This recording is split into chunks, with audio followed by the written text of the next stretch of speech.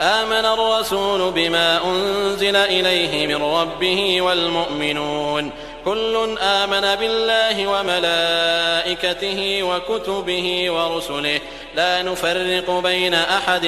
من رسله وقالوا سمعنا وأطعنا غفرانك ربنا وإليك المصير. لا يكلف الله نفسا إلا وسعها لها ما كسبت وعليها ما اكتسبت ربنا لا تؤاخذنا إن نسينا أو أخطأنا ربنا ولا تحمل علينا إصرا كما حملته على الذين من قبلنا ربنا ولا تحملنا ما لا طاقة لنا به واعف عنا واغفر لنا وارحمنا أنت مولانا فانصرنا على القوم الكافرين.